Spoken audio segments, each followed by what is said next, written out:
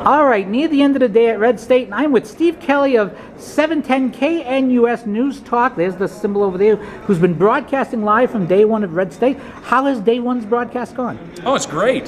This is my first, so I'm excited. I haven't fully dove in because we got here and we're doing the radio show. My goodness, get these pizzas here. No, I'm sorry. Get those pizzas. Over. Never mind. Interview is over. Hey, those pizzas are going to a reception that I'm going to be attending. So all right. Well, that's what matters. This will be a very short interview. Well, either that or a very long pizza. All right. So, who have you had behind the mic today with you? Well, my partner, Krista Kafer, who's a great professor, and she's a columnist as well. She's a professor at the CCU, Colorado Christian University. And we had a number of folks here. Of course, Leon Wolf, who started Redstate here 8 years ago. We had Dinesh D'Souza on earlier today, and of course, I think most people probably that follow your blog here would know who Dinesh D'Souza is. They very much so. Yeah, his movie, of course, Hillary's America, the history behind the Democrat Party. So, and then a number of other folks. You know, it's sort of stream of consciousness.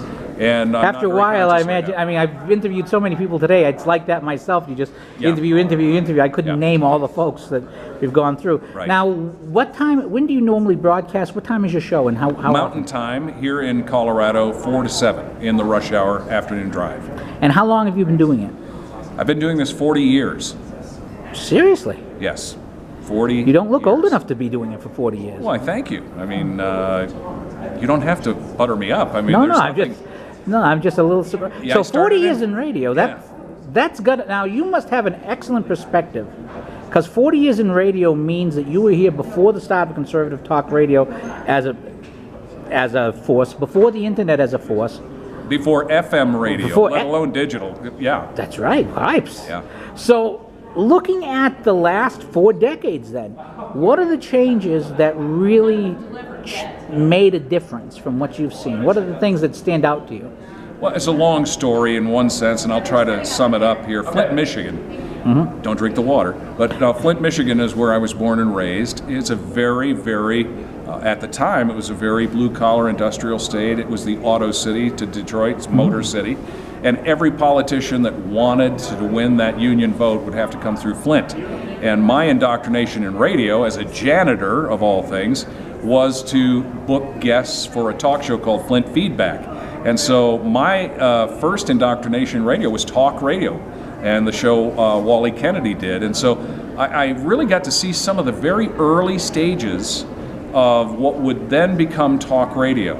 I think Rush Limbaugh probably put it on the map and exploded it. And now you have the great one, Mark Levin and Sean Hannity, and some of Hugh Hewitt and our own Dennis Prager, and on it goes. But over the last 40 years, you've just seen this evolution in media and the desire for people to really want to understand the truth. Radio is sort of the last neighborhood conversation.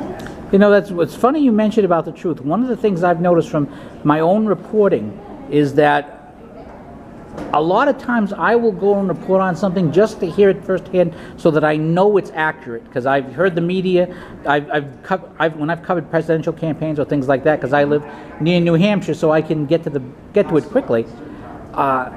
When you hear it yourself and you know what's being said, and then you hear what's being spun, it really upsets you. And you say, how can people do that? The candidates like talk radio for the most part. Candidates that are open and want to be true servants of the people, they like talk radio because you're like you said, there's no editing. What you say is what you say, and it's there. It's the last neighborhood talking over the fence. And so, I'm proud to be a part of it. I didn't start in talk radio only to the point where I was that producer, but went into music radio and then into talk over the last 30 years. Okay, before we close, first day impressions, what do you think is the story out of Redstate today?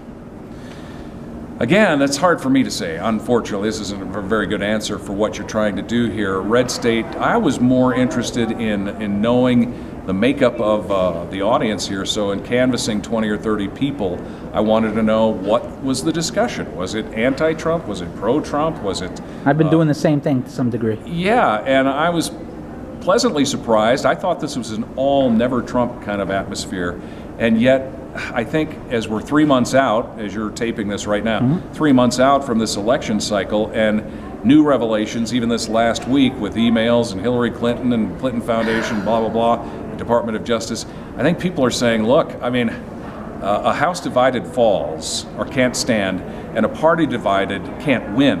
I don't know what the net of how energized people are going to be for this candidate.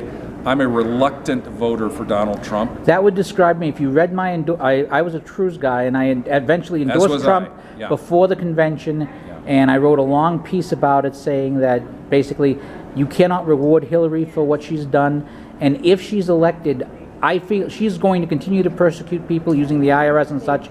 I don't think Trump will do that. Yeah. So that's the difference for me. So where can people find you on the air and online? Just close with words and statements are one thing. Actions are quite another. I wrote a piece called that about that a week ago. Well, I can't wait to read it.